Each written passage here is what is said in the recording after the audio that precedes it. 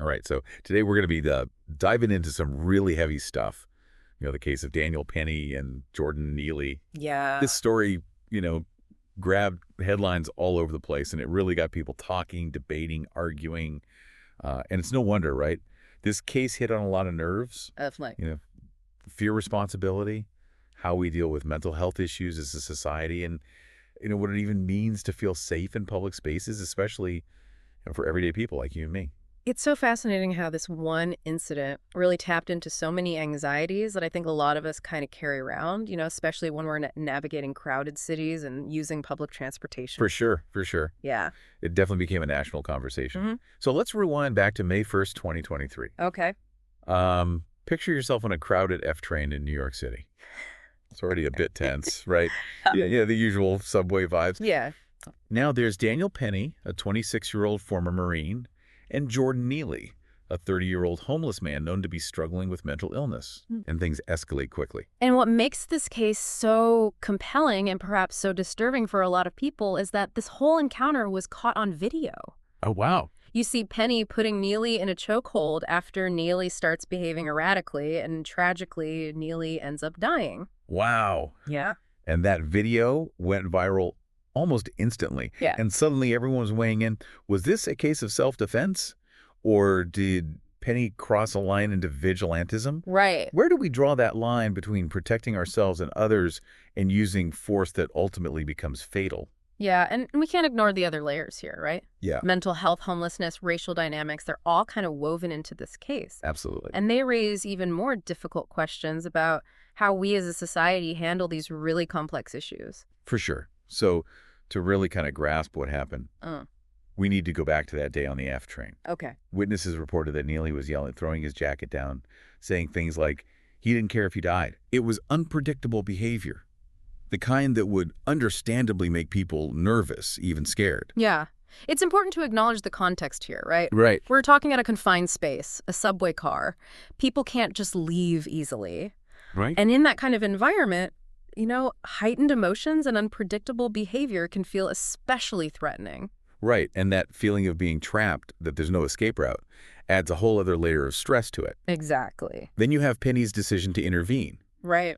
He later told NYPD investigators, and I'm quoting here, "I wasn't trying to injure him. I'm just trying to keep him from hurting anybody else he was threatening." Yeah, that statement gets right to the heart of the legal debate, doesn't it? It's like, Yeah. was Penny acting on a reasonable belief that he was protecting himself or others from imminent harm? Right. And then there's the chokehold itself. Yeah. Witnesses said it lasted for several minutes. Prosecutors even said it went on for almost 6 minutes. Wow. Other passengers did help restrain Neely, but that chokehold, it became the focal point of the entire case. It was that action, that physical restraint, that had fatal consequences, and that's ultimately what led to the charges against Penny. Exactly. Initially, the charges were serious manslaughter and criminally negligent homicide. Right. That manslaughter charge is a big deal, legally speaking. But the jury really struggled with it. They deliberated for days, couldn't agree, and the judge ended up dismissing that manslaughter charge because of the deadlock. The jury's inability to reach a verdict on the manslaughter charge really highlights the ambiguity of this case, doesn't it? It wasn't clear-cut. It was incredibly nuanced, and in the end, it came down to that lesser charge, criminally negligent homicide. Okay. The jury found Penny not guilty. Wow. But the scene in that courtroom, intense, doesn't even begin to cover it. You had people applauding while others were sobbing, yelling out. Even Neely's own father, when he heard the verdict, he lashed out at Penny's supporters and had to be asked to leave the courtroom. Wow, such raw emotion. It really shows how this case touched a nerve, how deeply people felt about it, and how divided public opinion was. Yeah, it speaks to the human impact of this whole tragedy, right? Like, Yeah. it's a stark reminder that behind the legal arguments and the headlines, there are real people grappling with loss, grief, anger. Oh, absolutely. And this case wasn't just about, those directly involved. Right. It had a ripple effect that spread outwards, touching on the anxieties so many of us feel about just navigating public spaces. Yeah.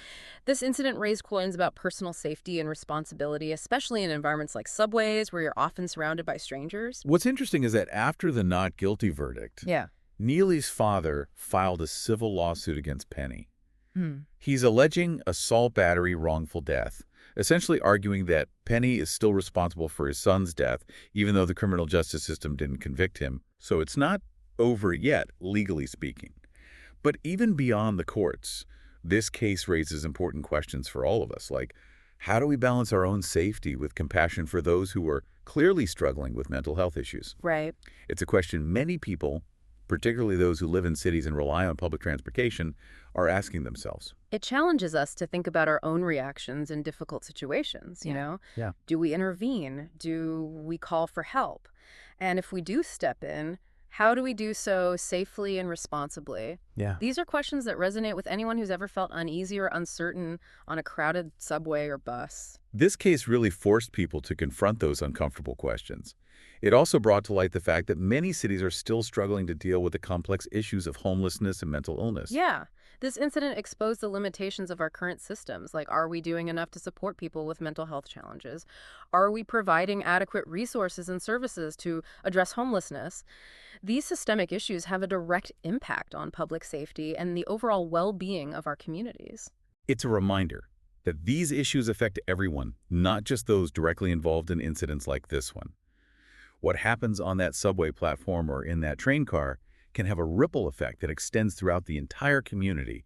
It impacts how people feel about their safety, their willingness to use public transportation, even their interactions with strangers. You're right. It's not just about individual responsibility. It's about creating a society where vulnerable individuals are supported, where mental health is prioritized, and where people feel safe and secure in their communities. This case brought those issues to the forefront of public discussion. It wasn't just a legal case, it was a human story with a profound impact on the lives of those directly involved and on the broader community. And as we've been discussing, the impact extends beyond the courtroom and the headlines. It raises questions that each of us must grapple with, questions about empathy, responsibility, and the kind of society we want to live in. This deep dive has been really thought-provoking.